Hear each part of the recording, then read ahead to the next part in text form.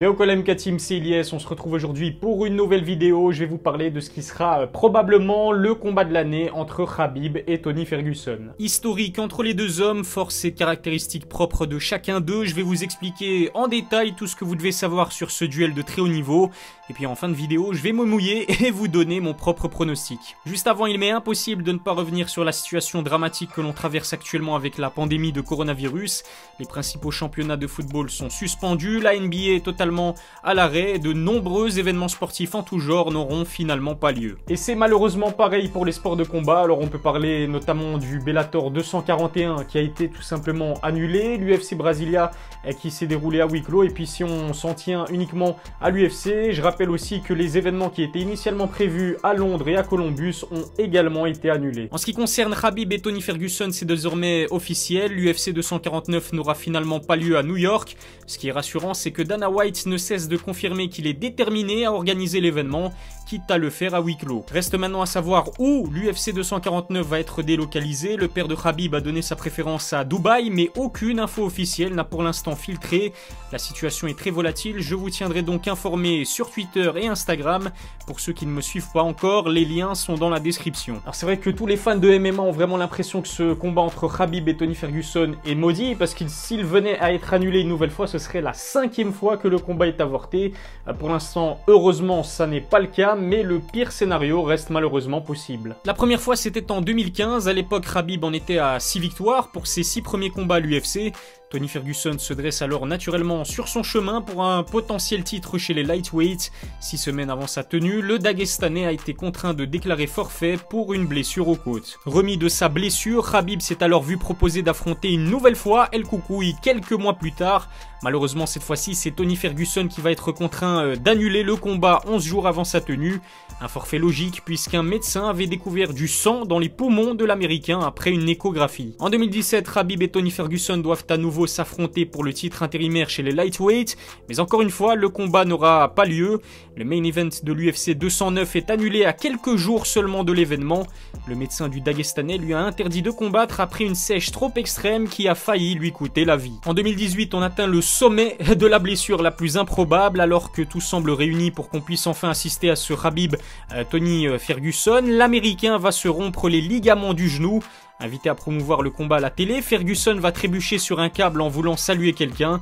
Dana White sera tellement furieux qu'il ira jusqu'à dire que lorsqu'on porte des lunettes de soleil à l'intérieur, eh bien on mérite de se faire une telle blessure. Alors finalement, ça fait 2 blessures partout, match nul, et au petit jeu des points communs entre Khabib et Tony Ferguson, on doit également parler d'une chose très importante, ils ont tous les deux une condition physique exceptionnelle. Khabib et Tony Ferguson sont des athlètes de très haut niveau, ils sont tous les deux facilement dans le top 5 des combattants de MMA avec la meilleure condition physique.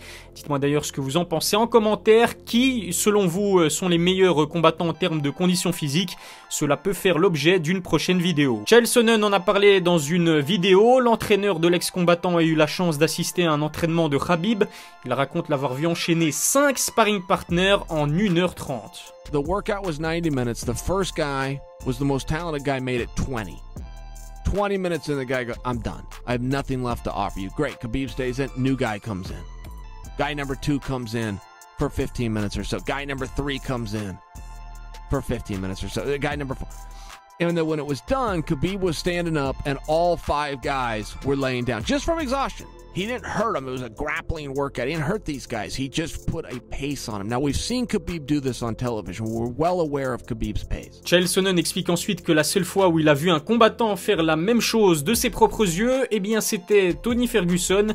Placé au milieu de l'octogone, El Koukoui enchaîne les sparring partners jusqu'à ce qu'il n'en reste plus aucun dans la salle. Si le main event de l'UFC 249 va jusqu'au 5e round, on risque d'assister à un combat à très haute intensité. He would wear them out to the point that nobody else would come in to spar with him while he was in the middle, no rest. And then he would go over to the only thing that could continue a workout, which was the heavy bag. It's the only guy I've seen do that with my own eyes. L'autre point commun entre les deux hommes, eh bien, c'est leurs 12 victoires d'affilée à l'UFC. Khabib et Tony Ferguson ont tous les deux disputé 28 combats pro de MMA. L'aigle du Daghestan est invaincu. En revanche, Ferguson s'est incliné à 3 reprises. Sa dernière défaite date de 2012, c'était face à Michael Johnson. Depuis lors, eh bien, l'Américain d'origine mexicaine démolit tous ceux qui osent se mettre en travers de son chemin. Et justement, s'il y a bien une question que tous les amateurs de sport de combat se posent, c'est bien celle-ci. Est-ce que Tony Ferguson va arriver à blesser Khabib au visage? Je vous en parlais dans 5 choses que vous ignorez sur Khabib. Le Dagestanais n'a jamais saigné lors d'un combat de MMA. Et c'est simple, on a l'impression que son visage est en granit tellement il semble solide et épargné par les coupures. Contrairement à un Nate Diaz dont les arcades sourcilières prennent souvent cher, Khabib ne ressort jamais d'un combat le visage marqué. Alors au-delà de l'apparente solidité du Dagestanais, il y a une autre explication à cette étonnante réalité. La majorité de ses combats se passent au sol. De mémoire, Khabib ne s'est pratiquement jamais mangé un énorme coup, que ce soit contre Edson Barboza, McGregor ou encore Dustin Poirier. Le Dagestanais a toujours su éviter de se manger un gros punch ou un kick au visage, mais il faut dire que c'est surtout sa capacité à emmener n'importe qui au sol qui l'épargne de ce genre de mauvaises surprises. Une fois au-dessus de vous, Khabib en profite pour vous étouffer en appliquant une pression constante. Acculé par la force du Dagestanais, il vous est alors impossible d'envoyer quoi que ce soit dans votre position. Épuisé par une importante débauche d'énergie, l'adversaire se fait soumettre sans n'avoir jamais pu inquiéter Khabib. Pour illustrer cette domination sans partage, eh bien c'est très simple. Sachez que depuis le début de sa carrière à l'UFC, l'aigle du Daghestan n'a perdu qu'un seul round. Les juges ont estimé que Conor McGregor avait remporté la 3e reprise de leur duel, une décision que beaucoup de spécialistes remettent en cause. Depuis les débuts de Khabib à l'UFC, seul Dustin Poirier a tenté efficacement de le soumettre. Quelques secondes plus tard, la ceinture noire de Jiu-Jitsu sera forcée d'abandonner après un étranglement. Les combattants qui affrontent le Dagestanais ont tellement peur de se faire démolir au sol que finalement, ils ne tentent quasiment jamais une soumission. On peut être sûr d'une chose, c'est que Tony Ferguson n'aura pas du tout la même crainte. Tony Ferguson est l'un des combattants les plus imprévisibles de l'UFC. Ses angles de frappe, sa créativité sont vraiment des armes redoutables. Debout comme au sol, El Coucouille peut vous faire pisser le sang grâce à ses coups de coude dangereux. Ses 7 derniers adversaires peuvent en témoigner. Il l'a d'ailleurs démontré contre Kevin Lee, Anthony Pettis ou encore Josh Thompson. Sur le dos et en mauvaise posture, Tony Ferguson reprend le contrôle du combat grâce à ses coups de coude vicieux. Le visage en sang, l'adversaire comprend alors à quel genre d'animal il a affaire. D'autant plus que Ferguson est avec John Jones, le combattant le plus complet de l'UFC selon moi. Sur ses 25 victoires, l'Américain l'a emporté à 12 reprises sur KO et 8 fois sur soumission. Il est très à l'aise en boxe thaïlandaise, solide en lutte et ceinture noire en jiu-jitsu.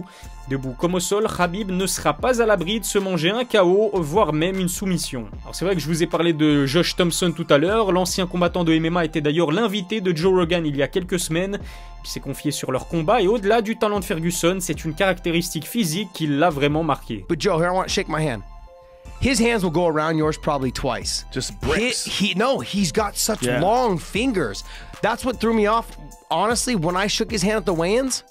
His fingers wrapped all the way around my hand, almost engulfed my whole hand. I was like, oh shit, you got really big hands. So when I got into his guard, he grabbed my wrist and I couldn't get my arm free, and then in the meantime, he's elbowing me in my head. En plus de ça, Josh Thompson a eu l'occasion de donner son pronostic pour ce duel de très haut niveau. Selon lui, Tony Ferguson peut l'emporter en obligeant l'arbitre à stopper le combat. Pour cela, il va falloir qu'El Coucouille fasse comme pour Cowboy Cerrone, à savoir abîmer gravement le visage de Khabib. Alors le fait que le combat ne se déroule plus à New York est d'ailleurs une excellente nouvelle pour le Dagestanais. Dans cet état américain, les médecins sont très frileux lorsqu'ils constatent une blessure. C'est par exemple à New York que le combat entre Jorge Masvidal et Nate Diaz avait été arrêté par décision médicale. Si Tony Ferguson avait réussi à couper Khabib au visage, le médecin new-yorkais n'aurait eu aucun mal à stopper le combat de manière précoce. Une chose est sûre, ce Khabib Ferguson n'est pas qu'un combat pour le titre chez les lightweights. Celui qui l'emportera deviendra sans aucun doute le meilleur combattant de l'histoire de la catégorie. Alors il est temps maintenant pour moi de vous donner enfin mon pronostic. C'est vrai que c'est quand même un combat assez difficile à pronostiquer. Déjà premièrement parce que je suis fan des deux combattants, aussi bien de Khabib parce que il est le plus fort au sol et qu'il démolit ses adversaires, mais aussi Tony Ferguson parce qu'il est imprévisible et que c'est un personnage haut en couleur. Je pense personnellement que Tony Ferguson va devenir le premier combattant à faire saigner Khabib, mais ce que je pense aussi, c'est que le Dagestanais va s'imposer par soumission au 4e round. Alors c'est vrai qu'on a déjà vu Tony Ferguson connaître quelques soucis contre les excellents lutteurs. C'était le cas face à Kevin Lee et aussi contre Michael Johnson, même si c'était il y a très longtemps. Khabib est un lutteur de très haut niveau et va profiter de cet avantage pour prendre le dessus. Tony Ferguson va certainement se manger quelques takedowns. Malgré son talent au sol, la pression énorme de Khabib va l'empêcher de mettre ses coups de coude habituels. Je pense que Ferguson va tout de même profiter des rares moments debout pour blesser le Dagestanais au visage. À l'image de ce qu'on a pu voir contre Dustin Poirier, Khabib va devoir patienter avant de trouver la solution face à la ceinture noire de Jiu-Jitsu qu'il aura face à lui. D'autant plus que le Dagestanais ne sera pas à l'abri de se prendre une guillotine par un spécialiste en la matière. Mais après 4 rounds d'une intensité énorme, je vois Khabib finir par l'emporter sur soumission. Voilà, c'est déjà tout pour la vidéo. N'oubliez pas de vous abonner à ma chaîne YouTube et à liker la vidéo si vous avez kiffé. Suivez-moi aussi sur Instagram et Twitter où je suis très actif, surtout en cette période de confinement. Tous les liens sont dans la description. Je vous remercie de m'avoir suivi. Je vous souhaite un excellent week-end, malgré la quarantaine et la situation actuelle qu'on connaît qui est vraiment très difficile. Gardez la pêche, on se retrouve en tout cas très vite pour une nouvelle vidéo. D'ici là, prenez soin de vous.